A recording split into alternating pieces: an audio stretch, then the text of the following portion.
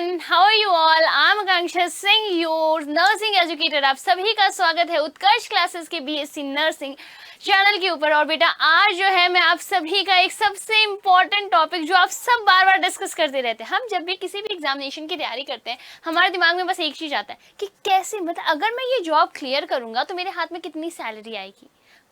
हर किसी का बेटा यही होता है। और मैं आपको हमेशा कहती हूँ कि आप जिस किसी भी एग्जामिनेशन की तैयारी कर रहे हो या चाहे दुनिया में कुछ भी क्यों ना हो जाए, पैसा बहुत इंपॉर्टेंट है लाइफ में। अराउंड बेटा 100% अगर चीज़ें होती है ना तो उसमें 95% तो लिख के ले लो, पैसे से प्रॉब्लम सॉल्व हो जाती है। तो अगर हमारे पास पैसे हैं, चीज़ें काफ़ी हद तक आपकी सभी प्रॉब्लम सॉल्व हो जाती है। तो उसी प्रकार से आज मैं आप लोग के लिए एक ऐसा ही बहुत इंपॉर्टेंट चीज़ डिस्कस करने वाली हूँ, एक बहुत ऐसा क्वेश्चन जो आई थिंक आप में से जितने बच्चे तैयारी कर रहे हैं ना वो अलग अलग जगह पे देखते होंगे, बहुत सारे वीडियोस देखते होंगे। किसके ऊपर बेटा? Salary just after passing BSc nursing, या फिर हम बात करते हैं जीएनएम। जो GNM you know that is a diploma course, BSc nursing is a degree course. ठीक है, आप लोग तैयारी कर रहे हैं तो आई थिंक इतना तो अभी तक आपको पता चल ही गया होगा। और जो बच्चे भी बस सोच रहे हैं बीएससी नर्सिंग करने का, तो मैं आपको बताती हूँ बीएससी नर्सिंग करने से तुम्हें पता है तुम्हारे हाथ में हाथों हाथ ज्वाइन करते ही कितनी सैलरी मिल जाएगी।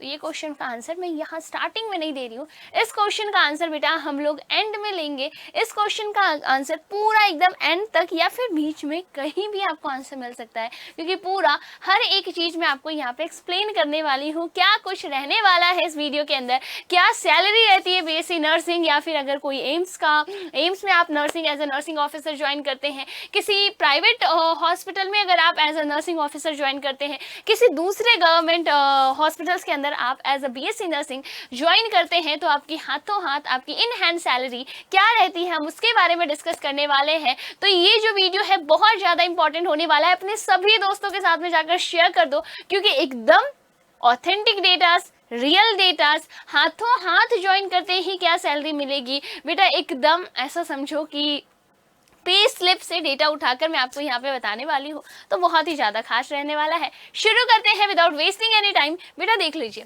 सैलरी जस्ट आफ्टर अगर हम लोग यहाँ डिस्कस करें तो बीएससी नर्सिंग और जीएनएम ये दो आपके पास कोर्सेज होते हैं।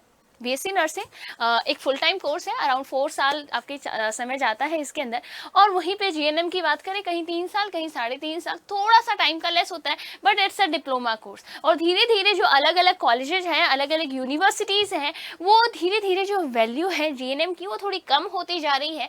तो मैं यही कहूँगी बेसिक नर्सिंग, इसके बाद जो पोस्ट बेसिक नर्सिंग का जो कोर्स होता है बेटा वो डेफिनेटली आप लोग कर लिया कीजिए।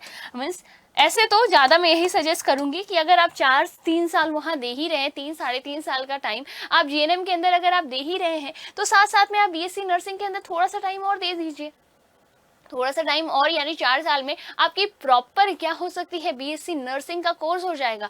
उसके बाद आप डायरेक्ट किसी भी गवर्नमेंट एग्जाम्स के लिए जा सकते हैं।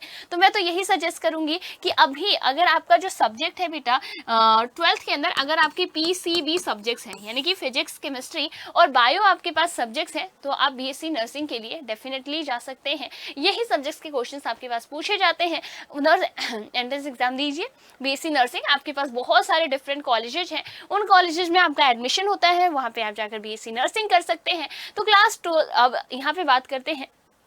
पहले क्या होता था, पहले कुछ समय पहले प्रॉपर एंट्रेंस एग्जाम्स होते थे अलग अलग यूनिवर्सिटी, मतलब अलग अलग जो कॉलेजेस हैं, अलग अलग हॉस्पिटल्स और की भी बात कर लें बेटा, सब क्या करते हैं डिफरेंट एंट्रेंस एग्जाम्स लिया करते थे। बट अब क्या हो गया है, अब एक ही कॉमन एग्जाम हो गया। बट हाँ, इस कॉमन एग्जाम को भी सारे ही कॉलेजेस ने अभी तक एक्सेप्ट नहीं करा है, सारे नर्सिंग कॉलेजेस में ऐसा नहीं है, बट फिर भी काफ़ी सारे ऐसे नर्सिंग कॉलेजेस आपको देखने को मिलेंगे जो आप 12th के बाद जो आप एमबीबीएस के लिए जो नीट यूजी का जो एग्जाम देते हैं ना, सेम नीट यूजी का एग्जाम रहेगा, उसी के रैंकिंग के बेसिस पे, यानी कि नीट यूजी के अंदर अगर एमबीबीएस के कोर्स के लिए आपका सिलेक्शन हो गया तब तो वाह भाई वाह, वारे न्यारे हो गए, एकदम 4 चांद लग जाना, किसको कहते हैं 7वें आसमान पे पहुंच जाना, तो एकदम वो रह जाएगा बेटा। अगर नीट यूजी के अंदर आपका सिलेक्शन हो गया तब तो वेल एंड गुड, बट अगर नहीं हुआ तो आपकी नीट यूजी की रैंकिंग के बेसिस पे ही क्या होता है, आपका सिलेक्शन होता है किसी भी नर्सिंग कॉलेजेस के अंदर। ठीक है,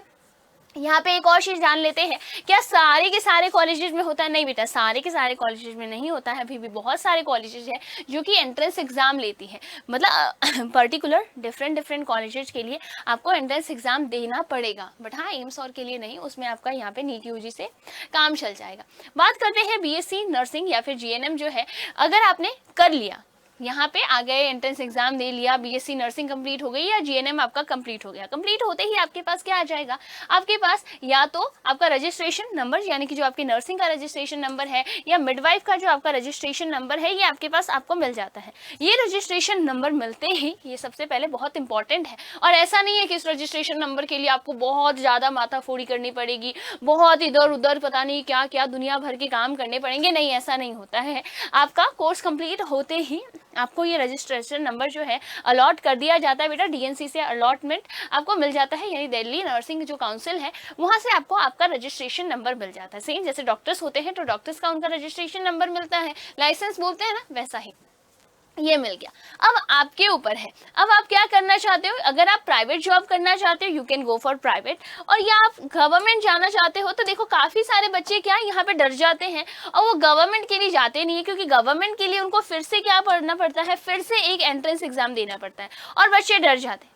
बेटा मेरी बात सुनो, यहाँ पे तुमने पूरे 4 साल का टाइम दिया है बीएससी नर्सिंग को क्लियर करने के लिए। यहाँ पे 3 साढ़े 3, यहाँ तो मैं सही में कहूँगी आप पोस्ट नर्सिंग जो बीएससी का जो बेसिक कोर्स होता है वो बिल्कुल आप लोग इसे कर लिया कीजिए बेटा।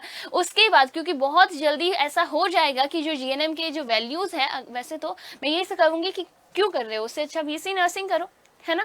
बट अगर इन केस आप डिप्लोमा कोर्स कर रहे हो तो जो बेसिक कोर्सेज हैं उसको आप साथ में कर लीजिए, ताकि आपकी वैल्यू जो है, आपके कोर्स की जो वैल्यू है, आपकी डिग्री की जो वैल्यू है वो हमेशा बनी रहे और एकदम पैरेलल या उससे हायर वैल्यूज़ आपको मिले। यहाँ आ जाइए, अगर आप डायरेक्ट इसके बाद जॉब करना चाहते हैं, बिल्कुल बीएससी नर्सिंग कंप्लीट होते ही आपको डायरेक्ट जॉब मिल जाएगी। बस वही है, अगर आप किसी प्राइवेट जगह पे जा रहे हैं, यानी किसी प्राइवेट हॉस्पिटल में आप जा रहे हैं, तो प्राइवेट हॉस्पिटल के अंदर कुछ नहीं होता है, सिंपल सा इंटरव्यू है। उनको तो वैसे ही बहुत सारे नर्सेज की डिमांड है, ज़्यादातर लोग गवर्नमेंट में जाने की कोशिश कर रहे हैं, उनको वैसे ही नर्सेज की डिमांड है, तो वो क्या करते हैं, इंटरव्यू कंडक्ट करवाते हैं, आपसे क्वेश्चन पूछा जाता है, आप वहाँ पे आंसर कीजिए, आपके इंटरव्यू के बेसिस पे आपका यहाँ पे सिलेक्शन हो जाता है। बट हाँ, यहाँ पे जो आपको सैलरी दी जाती है वो इन हैंड सैलरी, यानी कि ज्वाइन करते ही एज ए फ्रेशर, ठीक है, एज ए फ्रेशर आपको कितनी सैलरी मिलेगी बेटा, 20 से 30 हज़ार रुपये मिलती, ज़्यादा नहीं मिलती, ठीक है। बट हाँ, एज अ फ्रेशर 20 से 30 हज़ार भी काफ़ी है। बट वहीं पे अगर आप एक गवर्नमेंट जॉब चाहते हैं, आप चाहते हैं बीएससी नर्सिंग के बाद, जीएनएम के बाद मुझे एक गवर्नमेंट जॉब मिल जाए, तब आपको क्या करना पड़ेगा, एक एंट्रेंस एग्जाम देना पड़ेगा। यहाँ पे एंट्रेंस एग्जाम देना पड़ेगा बेटा। जैसे कि एम्स के लिए जाना है तो आपको पता है, एम्स के लिए नॉर्सेट होता है, चंडीगढ़ के लिए जैसे पीजीआई है, ठीक है, NIMH एम्स है, DSSB बेटा बहुत इंपॉर्टेंट, MH है, BHU है, RRBs है, यानी रेलवे रिक्रूटमेंट बोर्ड का भी होता है एग्जाम। तो इस तरीके से बहुत सारे डिफरेंट एग्जामिनेशंस होते हैं, इन एग्जाम को आप दे सकते हो। बट हाँ, ऐसा नहीं है कि ये बहुत सिंपल एग्जाम होता है, थोड़ा सा टफ पेपर होता है। पर मैं यही सजेस्ट करूँगी कि जैसे कि जब आप BSc नर्सिंग के लिए आप पेपर दे रहे थे, उस समय जब आप एग्जाम्स में पार्टिसिपेट कर रहे थे, तब क्या हो रहा था, तब आप लोग देखते होंगे कि आपके पूरे साल में 1 साल का समय मिलता है, आपके पास 2-4 किताबें हैं, उनको पढ़ना है, उनका एग्जाम देना है। बट यहाँ से 5 से 6 महीने के अंदर ही आप जैसे ही कंप्लीट करेंगे, 5 से 6 महीने के अंदर बेटा आपको, आपके पास ऑलमोस्ट सारा का सारा कोर्स एक साथ पढ़ना है, पूरी प्रैक्टिस करनी है, अपने आप को एकदम धुरंधर बना लेना इस सब्जेक्ट के अंदर, और फिर गवर्नमेंट जॉब। टफ तो होता है, वरना सभी के सभी गवर्नमेंट में लगे हुए होते हैं, मानते हो इस बात को, तो बिल्कुल, बट टफ होता है, बट ऐसा नहीं है कि इम्पॉसिबल है, वरना एग्जाम रखते क्यों, बिल्कुल पॉसिबल है, बस आपको थोड़ी सी मेहनत करने की जरूरत है। और उसके बाद जो आपको हाथों हाथ इन हैंड सैलरी मिलने वाली है, वो कितने मिलने वाली है बेटा, एज अ फ्रेशर 70 से 80 हज़ार रुपए आपकी इन हैंड सैलरी रह जाएगी, ध्यान रख लीजिएगा। तो बहुत अच्छी बात है, और काफ़ी ज़्यादा जो है, मतलब कह सकते हैं रेप्यूटेड सैलरी है, काफ़ी अच्छा। आप BSc nursing officer government job के अंदर रहेंगे बेटा, समाज में जो इज्जत होगी वो तो बहुत दूर की, मतलब बहुत दूर, वो तो बहुत दूर की बात कर रहे हैं हम लोग। सबसे पहले आपके हाथों में इतनी अच्छी सैलरी आएगी, आपका लिविंग स्टैंडर्ड अच्छा हो जाएगा, इज्जत दुनिया भर की मिलेगी, ऊपर से आप मेडिकल फील्ड में जाएंगे, ऐसे ही मेडिकल फील्ड वालों की बहुत इज्जत है।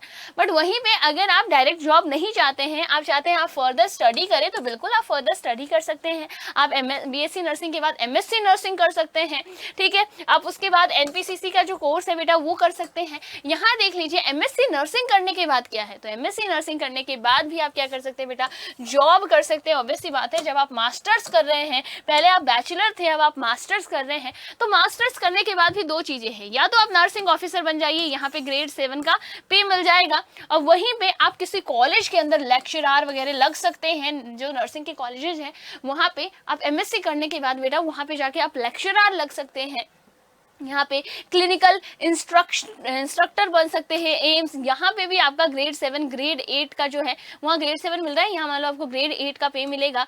यहाँ पे बेटा बहुत ही क्लास आपकी जॉब मिल जाती है। वहाँ जहाँ 70 से 80 हज़ार आपको in hand as a fresher मिल रहा था, वहीं पे यहाँ पे 90 प्लस चला जाएगा आपका। 90 प्लस जो है यानी 90,000 से ऊपर आपका एज अ फ्रेशर आपकी सैलरी हो जाएगी, है ना, बहुत अच्छी बात।